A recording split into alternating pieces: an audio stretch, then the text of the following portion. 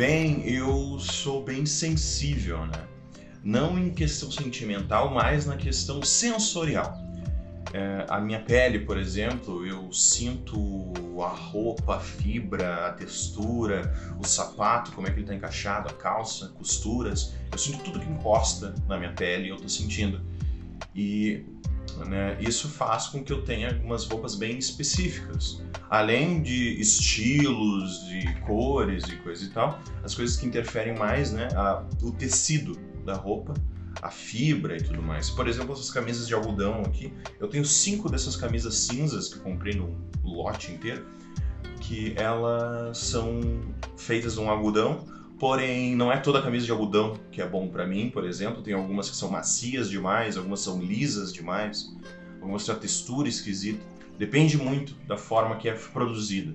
Essa aqui é mais específica, essa aqui eu gosto bastante. Ela tem uma costura um pouco mais pequena, um overlock menor, e aí em lugares que eu tenho uma resistência melhor. Então era uma camisa muito boa pra mim, assim, eu gosto muito dela. Camisa barata, simples, e é isso aí. E por ser tão específica, essas camisetas pode até parecer que é cara ou coisa do gênero, mas na realidade eu paguei nas 5, 50 reais, então R$10 por camiseta. Eu só tive sorte porque elas sejam assim. E tênis também é uma coisa muito complicada. Eu tenho 2 tênis hoje em dia que são iguais, que foi minha tia que me deu, que ela sempre me dá tênis, ela sempre me dá da mesma marca, do mesmo jeito, já faz um bom tempo, e eles são perfeitos, eles encaixam perfeitamente no meu pé, e eu uso eles até eles deixarem de existir, basicamente. E eu tenho mais 2 botas, uma delas, eu gosto muito do estilo dela, ela é bonita, ela tem uma cor legal, porém ela é bem mais incômoda. Então aí eu tenho que, às vezes vale a pena ficar um pouquinho mais incômodo e botar uma bota legal que combine com a roupa e tal. E eu tenho outra bota que é perfeita, ela é extremamente confortável, ela tem um peso ideal, assim, ela é ótima para caminhar. Porém, ela é um coturno preto de motocross, então é meio complicado de utilizar em todos os momentos. É uma bota bem específica, né? Essa aqui, ela é bem diferenciada, então é meio difícil de utilizar ela o tempo inteiro, porém eu sempre estou tentando achar uma desculpa para poder utilizar ela, porque ela é muito boa de se usar. Agora, saindo um pouco das roupas, indo para a ideia da visão, eu tenho vários problemas de visão, né? Miopia, astigmatismo, e além disso, eu tenho uma sensibilidade à luz muito grande. Luzes, por exemplo, luzes fluorescentes, aqueles tubos, que isso me atrapalhava muito na escola, porque na escola normalmente tem várias dessas lâmpadas fluorescentes por classe, e essas lâmpadas específicas trabalham numa frequência que gera um ruído e gera um flickering, uma piscar, que é uma energia passando de um lado para o outro, né? Que é a forma que ela trabalha. E normalmente isso é muito rápido para ser percebido pelas pessoas, mas para pessoas com essa sensibilidade é muito ruim, é terrível. E sem dizer, o ruído que é gerado o tempo inteiro, aquele buzz, que também é complicado. Hoje em dia é mais difícil encontrar essas lâmpadas porque o LED ficou mais barato e bem mais comum hoje em dia em tudo que é lugar. Porém o LED também tem alguns problemas, que ele às vezes tem algumas lâmpadas que produzem uma temperatura, não temperatura de calor em si, e sim a temperatura cor que a lâmpada passa. Tem algumas que fazem um tom super artificial que fica bem ruim de observar. Por exemplo, aqui eu utilizo 2 lâmpadas de LED para iluminar aqui, e essas 2 lâmpadas são cobertas com um tecido branco, para fazer uma softbox para também não me distrair tanto e a luz não interferir nos meus olhos. Certo, agora sons. Eu acho que para mim é uma das coisas terríveis, que é o som, porque tudo. Eu consigo escutar desde redes elétricas que estão com algum contato fazendo esse buzz, eu consigo escutar pessoas caminhando, pessoas falando, barulho de carros, barulho de concerto. Eu não tinha tanto esse problema quando eu morava em Bagé, que é uma cidade menor, rural, entre aspas, rural. Ela é menor, eu morava num bairro e era menos barulho o tempo inteiro, né? Quando eu me mudei para Caxias do Sul, uma cidade um pouco mais urbana, eu moro bem no centro da cidade, o que gera que tenha muitos carros passando, muitas pessoas falando, muito construções o tempo inteiro. Tipo, desde que eu me mudei pra cá, faz 6 anos e tem sempre um prédio sendo construído do lado. Então, eu tô sempre escutando esse tipo de coisa e é muito ruim. Então, se eu tô fora do meu quarto aqui, eu tô com fone de ouvido. Eu utilizo um fone de ouvido com cancelamento de ruído muito bom, que me ajuda bastante dentro disso. Mas até em lugares muito silenciosos, eu estou sempre escutando alguma coisa. Eu consigo escutar o sangue correndo nas minhas veias, assim, se tiver num ambiente muito silencioso, em algum estúdio ou algo do gênero.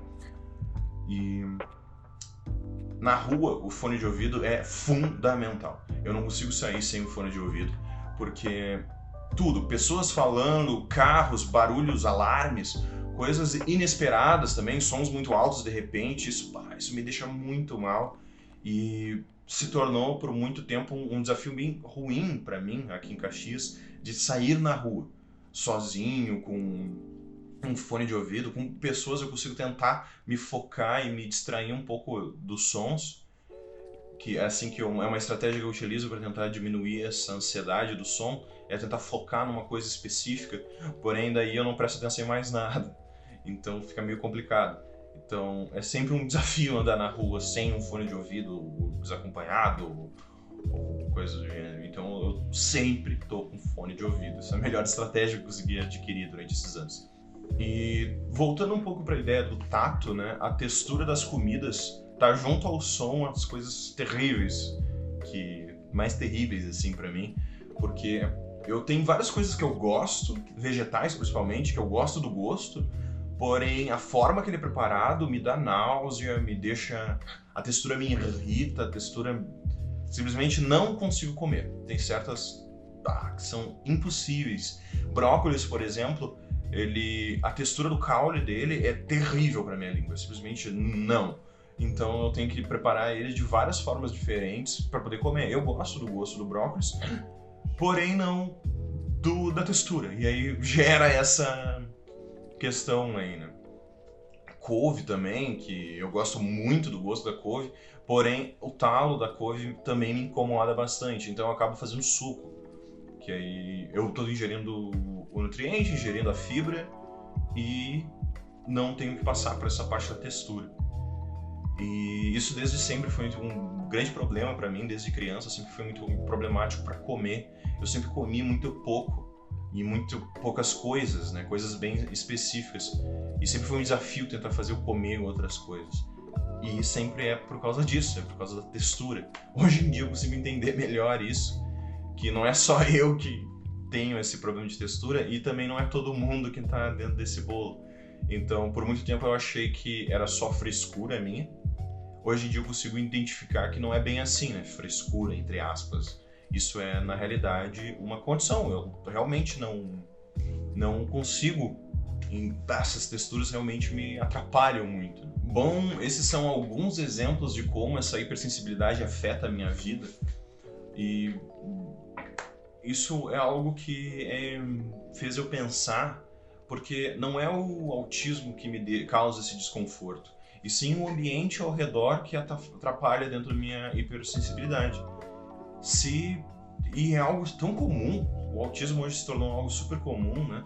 Não, e aí vem algumas pessoas com uma certa desinformação que tragam que hoje em dia tem mais pessoas autistas. Não, hoje em dia um diagnóstico se tornou mais fácil.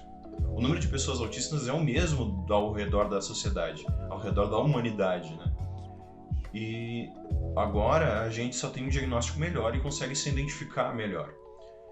É muito comum e mesmo assim é super negligenciado, o que gera, né, os ambientes não serem amigáveis para pessoas com essas hipersensibilidades. E também, né, gera uma certa ideia de tu quer conforto, que tu fique em casa, que tu faça o teu espaço. mas porque tem também uma visão meio mentirosa de que pessoas assim não são sociáveis, né? Que elas não falam, elas não gostam de interagir, mas na realidade que nós só gostamos de falar com pessoas, né? Conviver com pessoas que pensam parecido, né? Que a gente consiga se comunicar. Isso todo mundo, não só pessoas autistas, não só pessoas neuroatípicas. E tendo um ambiente que seja amigável para esse tipo de pessoa, isso é bom para todo mundo, isso facilita a vida de todas as pessoas, né? Bom, meu nome é Otávio e se quiser comentar para falar sobre discutir um pouco sobre essa questão, vá em frente. Eu pretendo fazer um vídeo agora mais à frente sobre essa questão da inclusão na sociedade, mas por hoje é isso, né? Então, tchau, tchau e até a próxima.